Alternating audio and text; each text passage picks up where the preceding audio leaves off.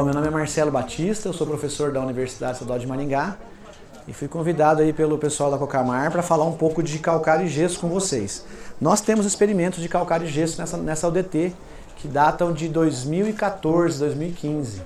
Então já temos aí 6 anos, 7 anos, né, de experimento aqui na área só com calcário e gesso, tá? Um dos problemas que a gente tem em relação ao calcário, eu acredito que seja baixo uso dele, né? O pessoal, de forma geral, usa pouco calcário. Não de dose, de frequência, né? Acho que é as duas coisas. Às vezes a dose, às vezes de frequência, às vezes não quantifica muito bem, né, por meio da análise de solo, quanto precisa de calcário e acaba errando, né? O segundo problema do calcário, para mim, é a distribuição. Distribuir calcário não é fácil, porque ele é pó. Distribuir pó é complicado. E a ideia aqui é tentar mostrar um pouco para vocês como que acontece isso no solo, de que forma que isso melhora o solo e por que é tão importante fazer o uso de calcário, tá? Todo mundo aqui já viu a próxima unidade aqui, que é o professor Dauri, ele vai falar sobre doença. Alguém aqui já viu doença em soja já ou não? Já viram doença em soja? Nunca viram doença em soja? Estão controlando bem então, pô, né? Todo mundo vê, não vê mancha na folha? Aquilo é doença, não é? Tem uma outra estação aqui, que é um outro professor da UEM, que é o professor Rubem. E ele trabalha com planta daninha. Alguém já viu planta daninha aí na lavoura? Sim ou não? Sim. Então tá bom. Agora, eu tô na questão ingrata aqui, né? Que eu tenho que tentar desenhar para vocês o que tem no solo, né? Alguém aqui já viu alumínio na lavoura? Vê não vê, mas tem, né? Teve um senhor que estava aqui antes e falou assim, não, já vi sim, professor, já vi latinha jogada no carreador, né? Sacanagem, né? Mas é alumínio, né? Mas não é aquele alumínio. Então, assim, senhores, de forma geral, o solo é uma coisa que a gente tem que imaginar. A gente tem que ser igual criança, tem que imaginar o que está acontecendo nele, porque a gente não vê, né? A gente até pode ver de forma indireta. De que forma? Através da análise de solo. Através da análise de solo nós temos uma ideia do que está acontecendo no solo. Então a gente gastou muito tempo pesquisando para achar a melhor forma de identificar os problemas que nós temos no solo. Então a análise de solo ainda é o melhor método para a gente tomar decisões relacionadas ao solo, tá? O que nós temos aqui é a tentativa de mostrar para vocês um solo sem calcário, um solo com calcário e um solo com calcário e gesso. Um solo sem calcário, ele tem um monte de bolinhas de cores diferentes aqui. Vamos tentar identificar elas. As bolinhas de cor vermelha simbolizam o alumínio. O alumínio é um elemento comum nos solos tropicais e que ele causa toxidez às plantas. Então uma raiz de planta que crescer num solo cheio de alumínio, ela encurta e engrossa. Grande porcaria, professor. Eu não produzo raiz, eu produzo soja e milho. Só que existe uma relação muito grande entre a quantidade e volume de raiz em relação ao quanto se produz. Então eu preciso ter um bom equilíbrio entre raiz e parte aérea para ter uma boa produção de soja, milho ou de qualquer outra cultura. As bolinhas brancas, elas simbolizam um elemento que também não é nutriente, que é o hidrogênio.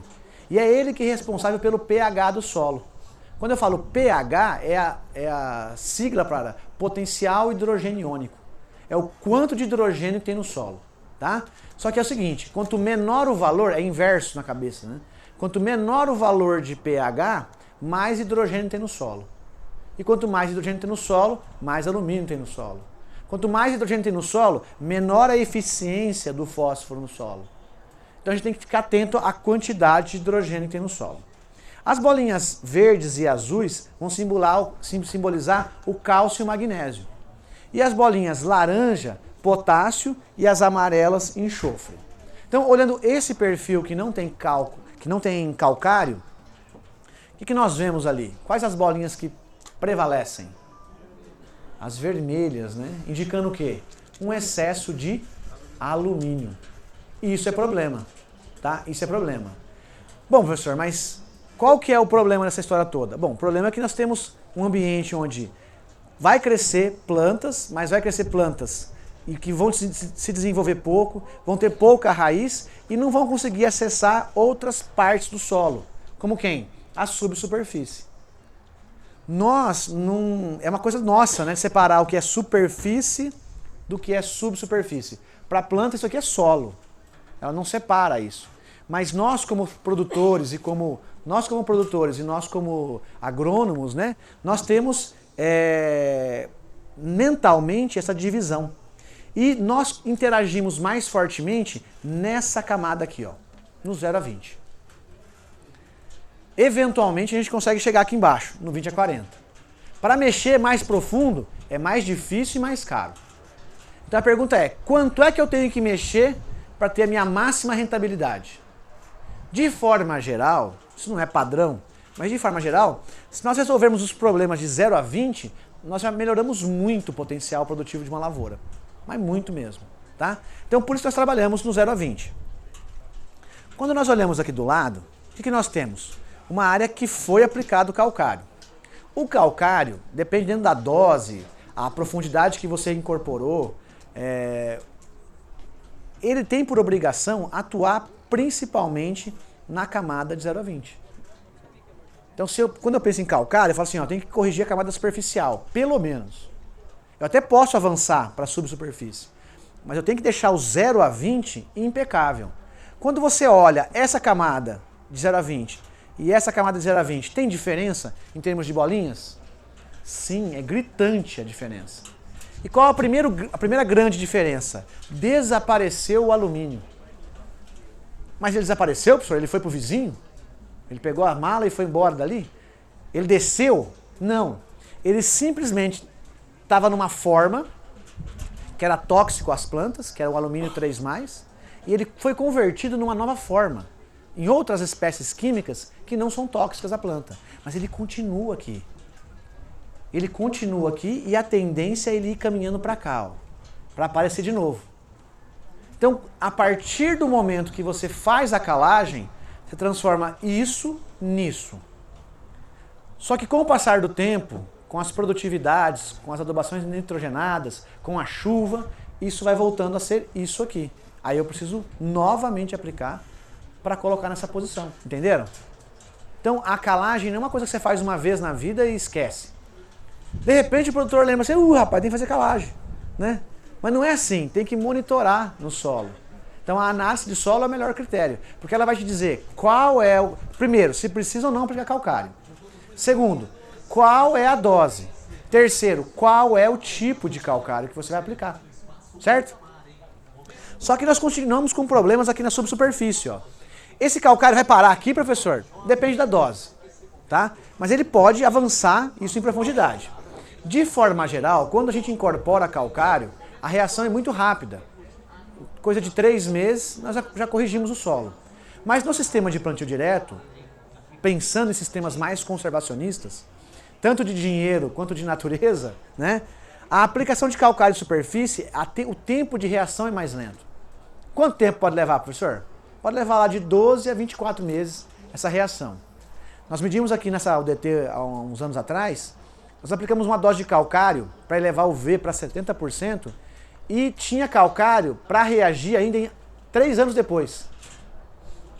Tá? Ah, mas isso é ruim, professor? Não, é só você se planejar. Porque a hora que acabar esse calcário, você reaplica. O problema é que o pessoal espera muito para reaplicar o calcário. Deixa baixar muito aqui, ó. E o que nós precisamos é o quê? A aplicação da dose certa com uma frequência correta. Quando é que eu aplico, professor? Tem que saber a análise do solo, tá? A raiz da planta, nesse ambiente, vai se desenvolver super bem, por quê? Porque tem a primeira coisa que a raiz gosta. A raiz não gosta de alumínio, então aqui ela cresce bem. Segunda coisa que ela vai fazer, raiz de planta ama cálcio. Então tem cálcio, ela cresce. Raiz de planta responde positivamente a cálcio e ela absorve geralmente pelas pontinhas. Aí que está o pulo do gato. Ela sempre vai absorver mais cálcio pelas pontas, pela parte mais apical dela. Se ela chegar nesse ambiente aqui, ó, ela vai crescer menos ou vai parar de crescer. Por quê, professor? Tem alumínio e não tem cálcio. Tem muito alumínio e não tem cálcio, daí ela não consegue crescer. Então, assim, às vezes, nós no campo estamos reclamando de falta de água e botando a culpa em São Pedro. Às vezes, nós estamos reclamando de água e colocando a culpa na compactação. Até pode ser. Mas, às vezes, essa falta de água não é falta de água mesmo, é falta de quê? De raiz. Ou por impedimento físico, compactação, ou por impedimento químico, toxidez de alumínio e falta de cálcio e magnésio. Então, um dos principais manejos para uso eficiente de água é calagem. Tá? Tem que ter cálcio e não tem que ter alumínio. E isso aí o calcário resolve tranquilamente. Então, a planta não vai conseguir acessar muito facilmente a subsuperfície aqui, porque ainda permanece alumínio tóxico no sistema. Joia. Professor, mas é possível melhorar disso? É possível melhorar. Se você quer melhorar todo o perfil do solo, um ambiente onde a planta possa explorar cada vez mais em profundidade, você pode usar gesso agrícola. Primeira questão importante. Gesso não substitui calcário. Gesso complementa o serviço do calcário. O calcário vai melhorar aqui, gesso vai melhorar aqui. Calcário é chamado de corretivo de acidez. Por quê? Porque ele eleva o pH do solo. O gesso não é corretivo de acidez. O gesso é um condicionador de solo. Ele melhora a camada subsuperficial. Percebam que na camada de 0 a 20 tem alumínio? Porque o calcário consegue fazer isso. Ele eleva o pH, ele transforma o alumínio em outra coisa, que não causa toxidez à planta. Já o gesso, tem alumínio aqui onde aplicou gesso? Tem. Ele continua lá. Ele continua lá. Só que eu diminuo a chance dele fazer maldade. Então, uma das questões químicas é concentração química. É a quantidade de elemento. A outra é a atividade. Seria a capacidade daquele elemento reagir, vamos dizer assim, ou de fazer algo. Nesse caso, o alumínio continua aqui. Mas eu aumento muito a concentração de cálcio e magnésio na subsuperfície. Ué, professor, então o gesso agrícola leva para baixo cálcio, magnésio e potássio? Sim. Sim. Isso é ruim, professor? Depende. Se tiver pouco aqui em cima e eu levar para baixo, é ruim. Se eu tiver suficiente aqui em cima, até bastante, e levar um pouco para baixo, é bom? É bom. Porque eu melhorei o perfil. Agora, imagine o seguinte, a planta tem que acessar uma disponibilidade de água que está na camada de 0 a 20. Quando eu coloco gesso, eu aumento a chance das raízes absorverem mais água. Mais água. Não adianta ter uma camada super fértil aqui em cima e aqui ficar seco. Porque ela não vai absorver o nutriente. Esse que é o pulo do gato. Quando eu coloco gesso e levo um pouco de cálcio, magnésio e bem pouquinho de potássio aqui para baixo, depende do quanto tem de potássio na superfície, né? Mas eu levo isso para a subsuperfície, eu dou a chance da planta absorver água da subsuperfície, mas também absorver nutrientes. A planta... Alguém já tomou café aqui ou não? Tomei agora há pouco, né? Tomei café. Quando a gente prepara café, geralmente a gente coloca o filtro, né? O pó e passa a água, não passa? O pó fica preso no filtro e sai embaixo o café, não é? A planta é um filtro de ponta cabeça. Entra água e nutrientes, mas lá na ponta sai quem só? Só água. Então quanto mais água e mais nutrientes passar pela planta, mais ela vai absorver nutrientes, mais ela vai produzir. Então eu preciso que a planta acesse água, mas também acesse quem? Nutrientes. Se ela acessar água e nutriente, ela vai produzir mais. Então, para determinar se eu vou aplicar calcário ou não, eu preciso amostrar o solo na camada de 0 a 20. A partir dos valores da análise de solo, eu vou conseguir dizer se vai fazer ou não calcário, e qual calcário que eu vou usar e qual a dose que eu vou aplicar. Joia? Para aplicar gesso é diferente. Eu tenho que amostrar na camada de 20 a 40. Amostrar o solo na camada de 20 a 40 e dizer o seguinte, a partir dos teores lá de saturação de alumínio e de cálcio, ou seja, saturação de alumínio maior que 20%, teor de cálcio menor que 0,5 centimol de carga por decímetro cúbico, você aplica calcário. Quanto que eu aplico de... Desculpe, aplica gesso. Quanto que eu aplico de gesso? Aí depende da textura do seu solo. Solos arenosos, a dose é menor. Solos argilosos, a dose é maior. Tudo que termina com agem é dose alta. Então, calagem, uma dose alta de calcário. Fosfatagem, uma dose alta de fósforo. Potassagem, uma dose alta de potássio. E gessagem, é uma dose alta de gesso. Por que eu estou falando isso? Porque o gesso eu posso usar ele de duas formas. Eu posso usar ele como fertilizante, dose pequena. Para suprir enxofre e cálcio, dose pequenininha. Agora, para fazer gessagem, eu estou tentando melhorar a camada de 20 a 40. Aí a dose é maior, porque eu preciso que ele se movimente e que venha aqui para baixo. Que ele traga a parte das bases aqui da superfície para a subsuperfície. Tá? Então esse é o processo natural. Qual que é a grande vantagem de usar calcário e gesso? Melhor estabilidade. Em anos mais secos, você vai ter uma estabilidade de produção maior. Tá? Quanto que eu ganho em média, professor, com a calagem? Por ano, por safra, você pode ganhar algo em torno aí de... Entre não fazer... Vamos imaginar o seguinte, um solo agrícola hoje, que não faz uso de calcário, ele perde 5% ao ano. A calagem deve durar de 3 a 5 anos. Então é isso que você perde por ano. Se você faz calagem e gessagem, tua chance sobe para 6, 7, 8% a mais de ganho. Só que você não pode computar isso numa safra. Você tem que computar isso aí em 3, 4, 5 anos. Porque se você não diluir o custo do gesso do calcário nesses anos, não se paga, não vale a pena. Entenderam? Mas também não deve ser usado de forma indiscriminada, né? É muito comum o pessoal falar assim, não, vou fazer... Eu até fiz a piadinha na primeira palestra, que é o seguinte, eu já trabalhei como agrônomo de campo. E uma vez sentou na minha frente um produtor, uma outra cooperativa, falou assim, ó, Marcelo, esse ano eu vou fazer calcário. Eu falei, por quê? Não, porque eu vou fazer calcário, esse ano é ano de fazer calcário.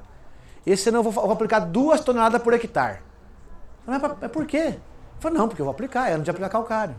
E vou fazer do branco. Eu falei, olha, ele definiu que ele ia fazer, a dose que ele ia fazer e qual calcário ele vai usar.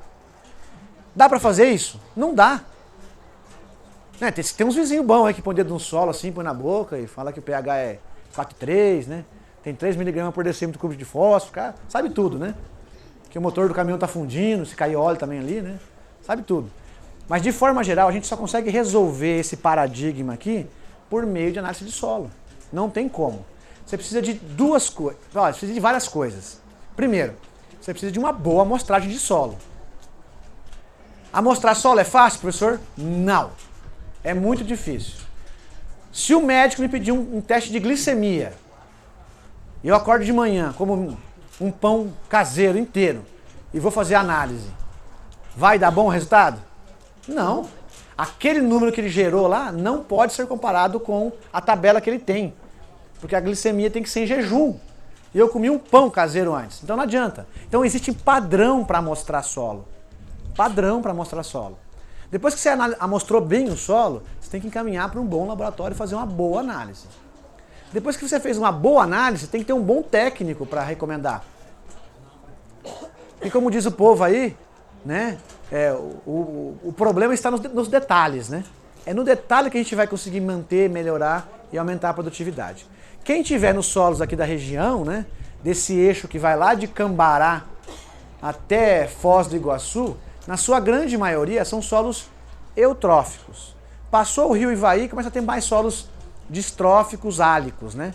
Para cá é mais eutrófico. Mas aqui do rio Ivaí para cá é mais eutrófico. Então a gente está acostumado com solos de fertilidade alta, né? Teor alto de cálcio e magnésio no solo. É alto. Mas, senhores, já faz quantos anos que a gente faz agricultura aqui na região? 2 anos? Acho que uns 2, né? Quantos anos faz, mais ou menos?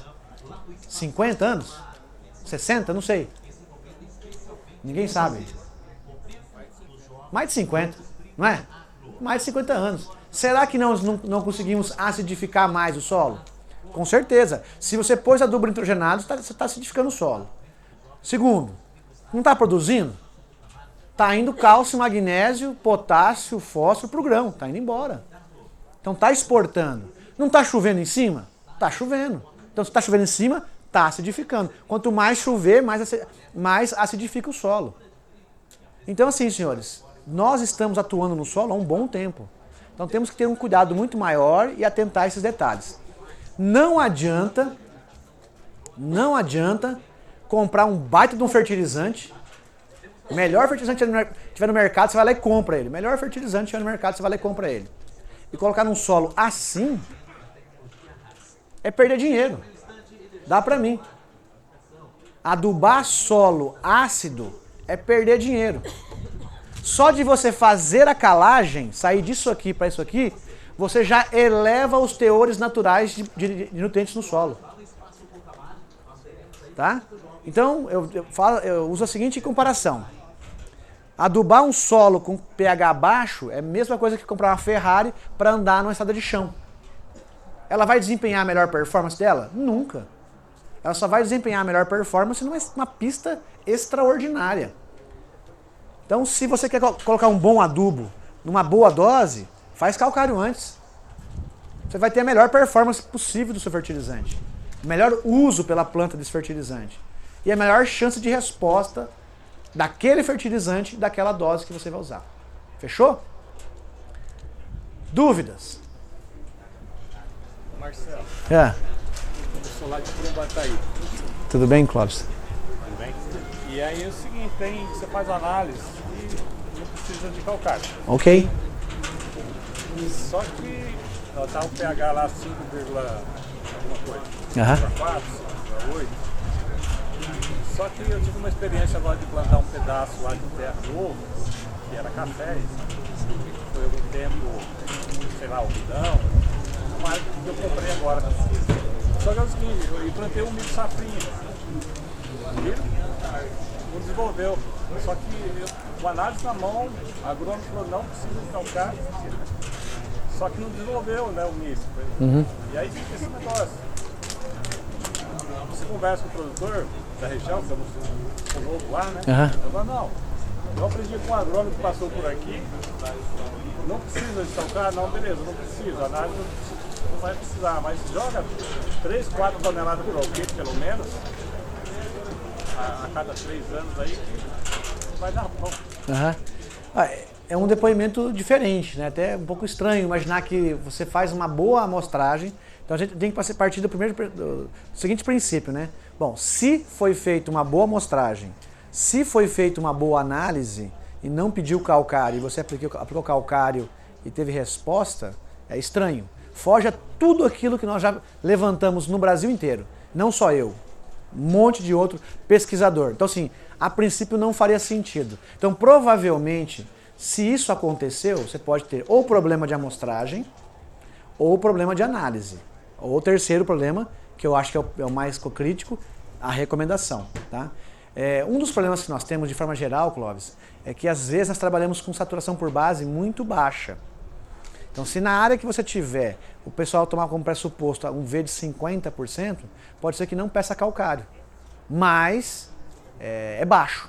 Deveria se usar de qualquer forma. Uhum. Não, então, é estranho você falar isso. Então teria que estudar, é um caso bem atípico. Porque lá são solos rasos, de praxe, são placas de costa. Uhum. Então, é um caso à parte. Ele foge tudo aquilo que nós conhecemos em termos de calagem e de adubação. Então teria que olhar o seu solo com mais cuidado, fazer uma boa análise e tentar entender o que aconteceu. Mas não é um caso comum. Não, isso aí, a resposta é fácil, é isso aqui. Não. Se eu te falar qualquer coisa, eu vou estar querendo te enrolar. E não é meu feitio. Você falou do pão do laboratório. Na região de Campo Mourão e Maringá, os laboratórios que tem são confiáveis? De forma geral, os laboratórios do Paraná são bons. De forma geral. De forma geral, os laboratórios do Paraná não são ruins. Nós temos um tipo de auditoria, que a gente chama, que chama-se CELA, que é uma comissão que avalia os laboratórios do Paraná. Então, de forma geral, os laboratórios não são ruins. Só que é o seguinte, né? Na análise do CELA, pode ser que eles façam uma análise melhor. E na análise das amostras, pode ser que eles façam amostras diferentes. Mas, de forma geral, os laboratórios do Paraná não são ruins, não. Tem que ficar atento. Ontem eu recebi uma ex-aluna minha, E ela veio falar para mim sobre boro, por exemplo, boro. Aí eu falei assim, olha, eu tenho certeza que a sua análise de solo, o boro foi medido errado. Ela falou, mas por quê, professor? Porque tem laboratórios que usam um extrator diferente. Então, por exemplo, no Paraná e no Brasil inteiro se usa a medida de boro em cloreto de bário em água quente. Nesse laboratório específico fazia em ácido clorídrico, a 0,05 ou 0,5 mol por litro. Então são coisas distintas. Então um problema que existe é que algumas medidas são feitas de forma errada, que não tem nada a ver. Mas a maioria das medidas são feitas de forma correta. E nesse caso era isso mesmo. Ela foi medida com uma outra técnica, que não tem nada a ver. Então o laboratório tem que ter... De forma geral, a cooperativa trabalha com bons laboratórios. Aqui eles trabalham, aqui a gente conhece as duas, não tem problema. Na verdade são várias empresas, né? São bons, não são ruins. Mas tem que estar atento, né? Pode acontecer algum erro? Pode acontecer. Uma última pergunta. A cama de frango. Isso. Aí o agrônomo que atende lá, ele falou, quer fazer um negócio interessante, você vai jogar a cama de frango. Coloca dentro do aviário ainda, joga um gesso, mistura, né, com a cama de frango e você aplica. Se for jogar o orgânico, a cama de frango, você Sim. vai estar... Eu não conheço nada relacionado a isso, mas faz sentido? Faz. É comum jogar... Eu não sou produtor de frango, né? Mas é comum jogar cal, né? Cal para esterilizar o ambiente. Para esterilizar o ambiente lá, né? De uma leva para outra. Colocar gesso a mais lá vai ajudar? Vai. Mas você não vai colocar tanto gesso assim a ponto de ser gessagem. Você vai colocar gesso mais como fonte de enxofre e cálcio. Você acha que ele vai fazer essa função de... Sempre ele vai fazer isso aqui, só que depende muito da dose. A dose é que vai determinar se ele vai ser eficiente em melhorar a subsuperfície ou não. Qual que é a dose? Você pega o teor de argila e multiplica por 50. No seu caso, o solo raso lá seu é quanto? Varia. Não, mas é raso quanto? Isso. Nessas áreas você não vai fazer gesso porque não tem subsuperfície. Só onde tiver profundidade maior, pelo menos, que 40 centímetros. Então, áreas solos rasos você não esquece com gesso. Né? Isso. Onde tiver isso aí, você pode usar daí o gesso que ele melhora. Só que depende muito da dose. Beleza? Diga, Márcio. Quando você incorpora o calcário, aí com 3 meses ele já entra em ação. Sim. No caso, quando você não incorpora, você comentou de 12 meses até 24. Sim. Quando você tem o índice pluviométrico, se ele está acima... É mais rápido. É mais rápido. E duas coisas. Quanto mais... Oi? Ah, ok. Isso. O Márcio perguntou... eu vou pedir para eles desligar aquela bagunça lá, que está me incomodando já. É o seguinte, o Márcio perguntou se aplicar em superfície esse calcário, né? Porque ele falou que quando você aplica e incorpora, em 3 meses reage. Se chover, em 3 meses reage. E quando eu aplico em superfície, eu falei que poderia levar de 12 a 24 meses essa reação. Aí ele falou assim, mas e a questão da chuva em si? Quanto mais chover, mais fácil de reagir. Mais fácil de reagir. Quanto mais chover, mais fácil vai reagir. Uma matemática de boteco aqui, né? Na área ali de cima que a gente faz esse experimento de calcário e gesso, nós aplicamos diferentes doses de gesso, né? Mas na dose que nós aplicamos lá, que dava 2,3 toneladas por hectare, para levar o V de 50 para 70, na época, levou algo em torno aí de 3 anos para reagir todo o calcário. Todo o calcário, mas foram 2,3 toneladas. Alguém multiplica para mim isso aí por 2,42, dá quanto? 2,3 vezes 2,42. 5,5 toneladas por alqueire. Tá? Então levou aí 3 anos. Professor, isso é ruim? Não é ruim. É o processo natural dele, não tem o que fazer. A gente ganha mais, se não precisar incorporar, é uma boa. Tem casos que precisa incorporar, viu, senhores? Tem casos que precisa.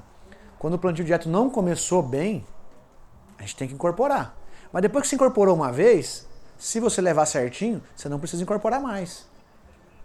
Você não precisa incorporar mais. Tá? Então, assim, o que aconteceu é que quando nós entramos no plantio direto, muitas pessoas não fizeram uma boa calagem, uma boa incorporação na época. Simplesmente deixaram de revolver o solo e adubaram. E aí você teve uma camada de 0,5 fértil, 0,10 fértil e 10 a 20 está ruim. Daí tem que incorporar, tá? Então existem mecanismos, né, dispositivos que podem nos ajudar a dizer se vai incorporar ou não. Mas de forma geral não precisa. Então, eu digo assim, na região, 98% dos casos não precisa incorporar. Uma parte precisa, tá? Dúvidas? Diga, Edgar. Para o gesso hoje, preparado com o calcário, eu tenho como tirar uma amostragem depois para saber se realmente ele veio com aquilo que eu estou comprando? Sim, é possível sim. Deixa eu vir para cá que tá pegando o microfone. Acho que agora vai pegar. Tem sim. Você pode coletar uma amostra e encaminhar para o laboratório. Aí te dá uma ideia. Só que quando você mistura calcário e gesso, ele não é vendido como corretivo, tá? Mas ele pode, você pode analisar sim. Dá para ter uma ideia de quanto ele tem de corretivo e quanto que ele tem de gesso. Dá para ter uma ideia. Isso é feito já na usina, lá onde eles... Isso, nas indústrias, né? Eles fazem isso nas indústrias. É uma proporção. Nós estamos comprando, por exemplo, uma grande quantidade. Eu preciso saber se realmente eu estou...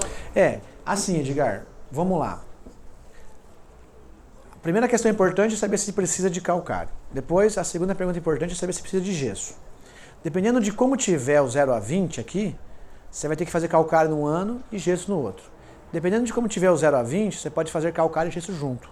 Aí você poderia usar esse tipo de material. Mas depende. Depende de uma boa decisão técnica para isso aqui, tá?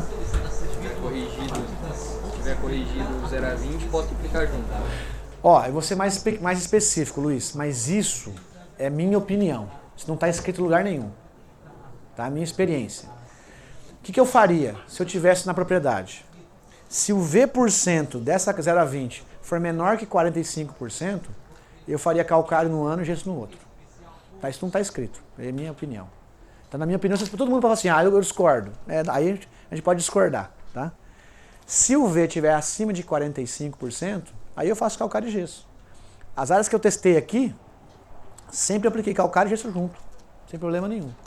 O senhor tem uma pergunta? Professor, sobre a aplicação do calcário em cima de uma cobertura de braquiária verde, nós temos observado lá que a raiz da braquiária tem lixiviado cálcio.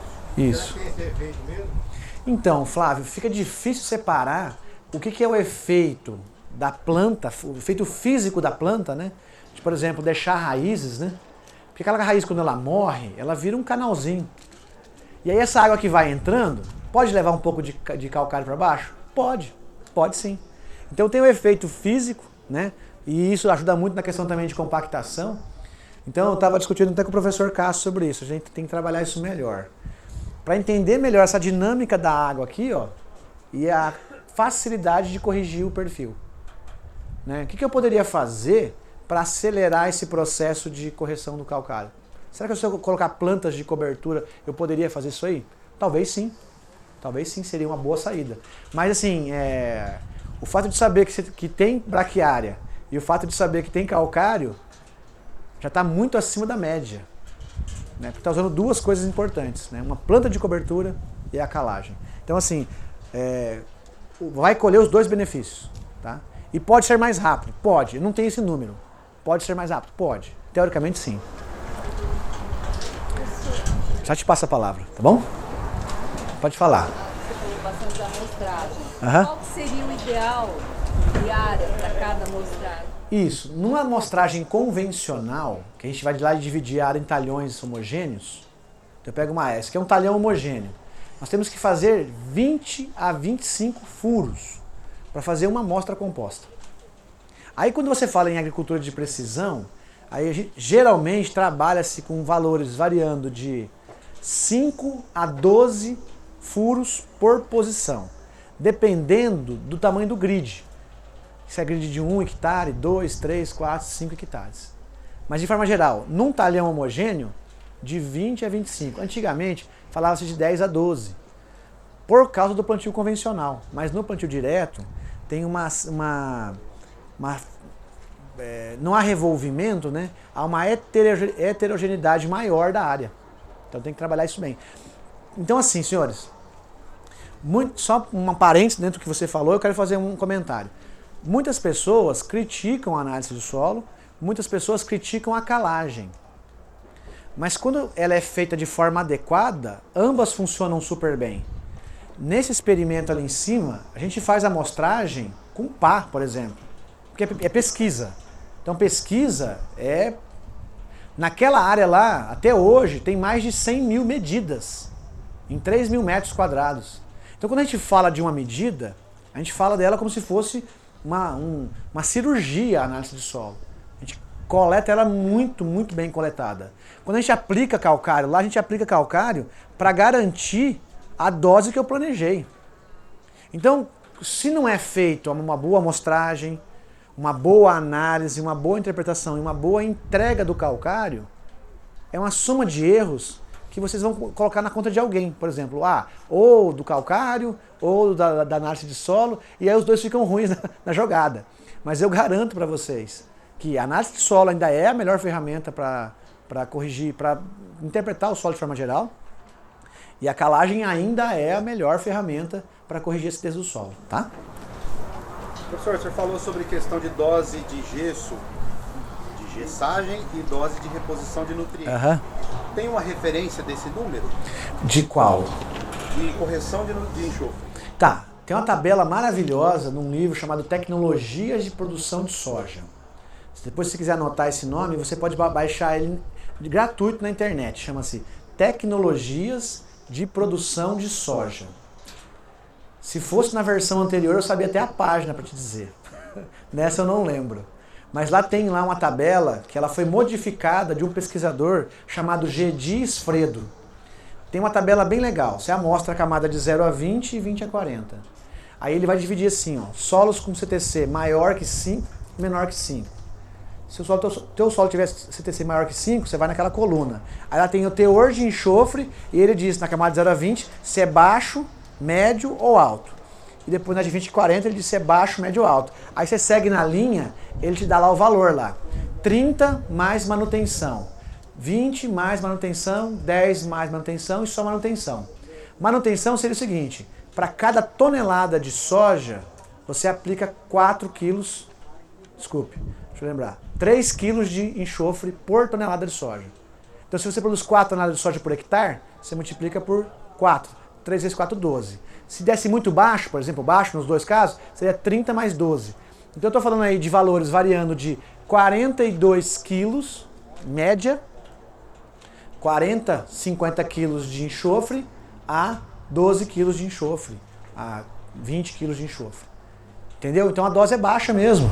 Na tabela que a gente usa para interpretar, pediu 200 kg por hectare de gesso. Tem 16% de enxofre, geralmente, né? Poderia trabalhar com um pouco mais para não ter que ficar fazendo... Excelente pergunta, cara. Qual que é o problema do enxofre? O problema do enxofre é que ele é móvel. Ele é um ânion, ele é um oxyânion. Então o enxofre, todos esses elementos que eu mostrei aqui têm carga positiva. E justamente o enxofre tem carga negativa. Então há uma tendência dos elementos que têm carga negativa serem mais móveis no sistema. Não todos, porque o fósforo foge à regra.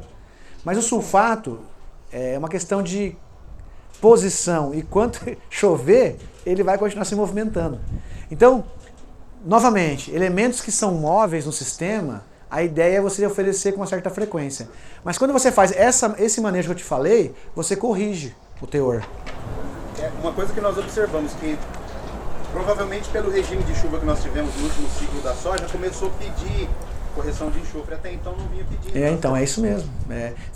Olha, não sei, a minha escala temporal mortal, né, é de 43 anos. Então eu vou dizer assim, dos anos que eu vi para soja, dentro que eu acompanhei com maior frequência, vamos dizer assim, de 2005 para cá, 2004 para cá, o ano passado esse ano agora foi espetacular, né? Espetacular. Não sei.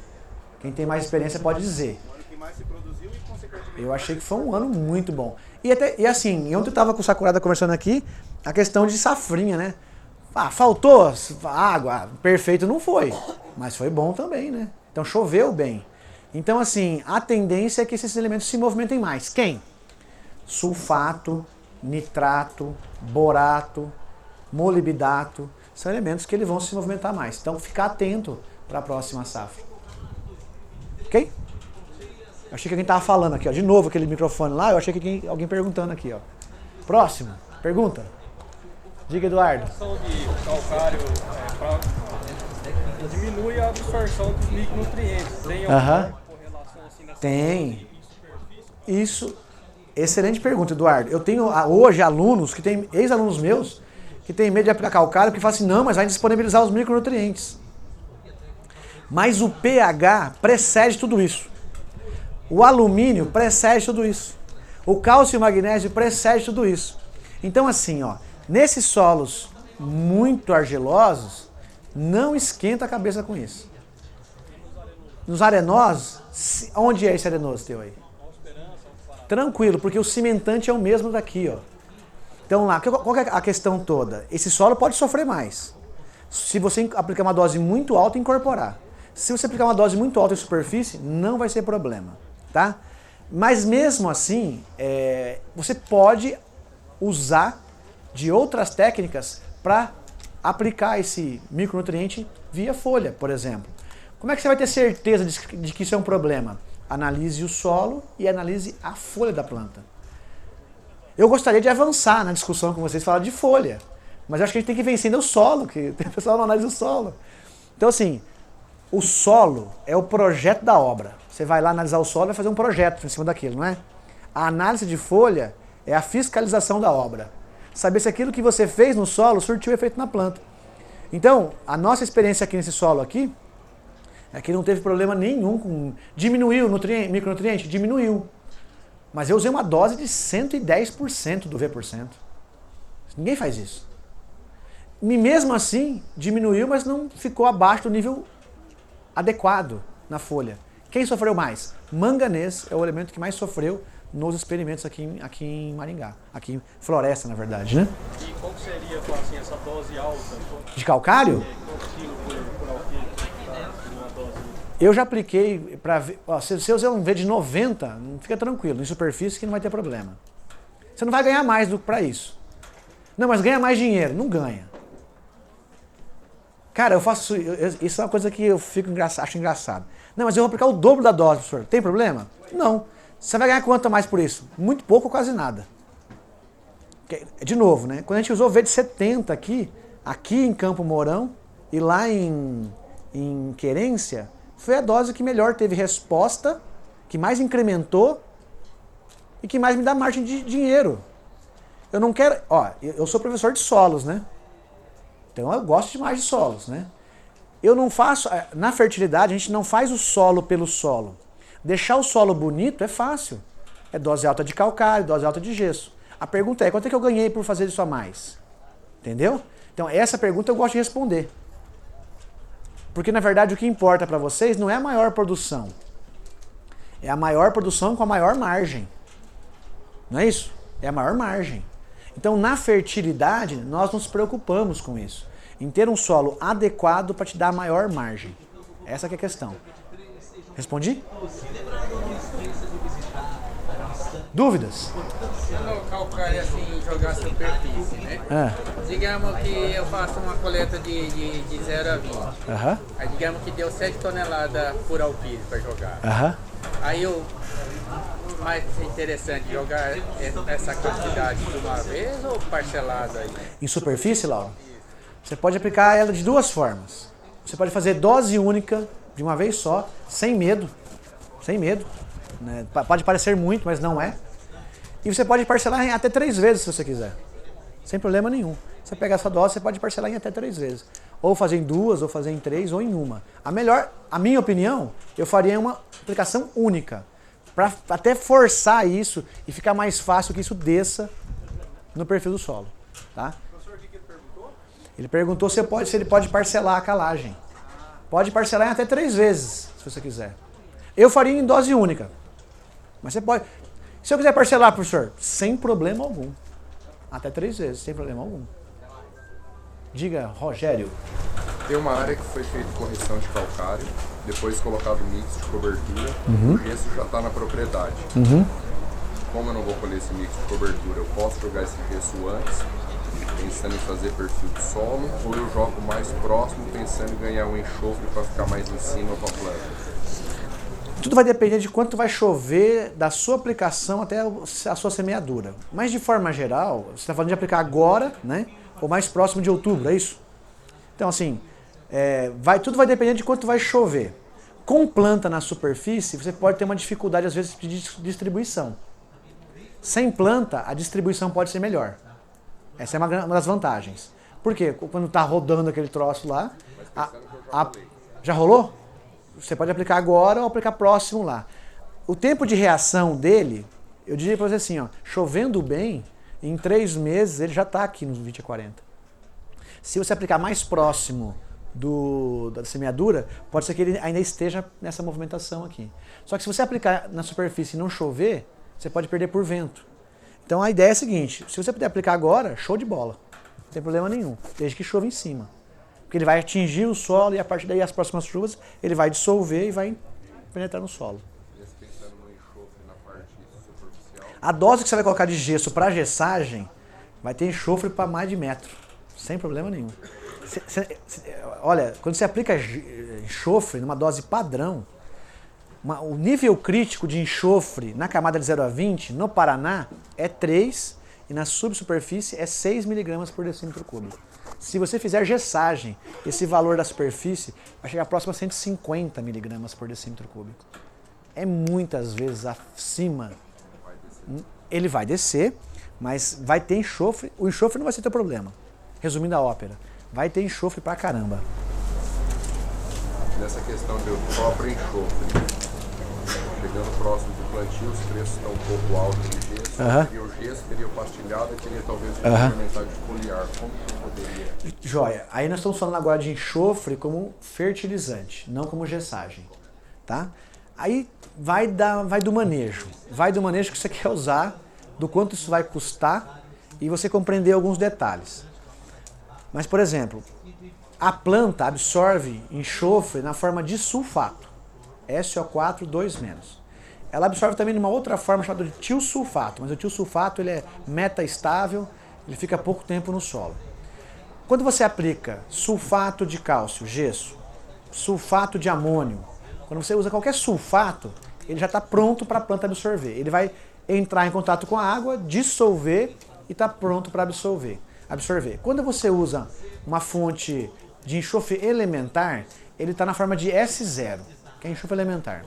Para ele ser absorvido pela planta, ele tem que ser transformado de enxofre elementar em tiosulfato para depois sulfato. Quem faz isso? Bactérias. Bactérias do grupo dos tiobacilos, geralmente. Então, esse tempo de oxidação, a gente não controla. Quem controla? Temperatura, umidade, características do próprio fertilizante, né? Tamanho da partícula, quão fino ela é, se ela vai aumentar a área superficial específica, né? Se ela vai ter área de contato para poder reagir. Então, assim, a dificuldade quando você usa um enxofre elementar é ter a garantia de que ele vai atuar na época que você precisar. Se você for usar um enxofre elementar, o ideal é você sempre tentar antecipar isso aí. Para quê? Para que ele tenha tempo de reagir e ir liberando sulfato ao longo do tempo. Não deixar muito para próximo da época, né? O ideal é sempre tentar trabalhar bem próximo da semeadura, né? Mas antes, não depois que semeou.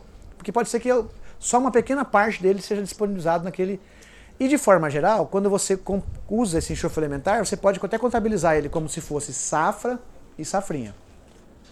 Porque aqui no caso nosso é sequência, né? Sai uma, entra outra. Talvez para trigo pode ser um pouco diferente, mas você pode contabilizar também ali. Uma aplicação para... Isso, pode ser. Dúvidas? Diga, Luiz. Agora está um pouco na moda a aplicação de óxidos, né? Óxidos.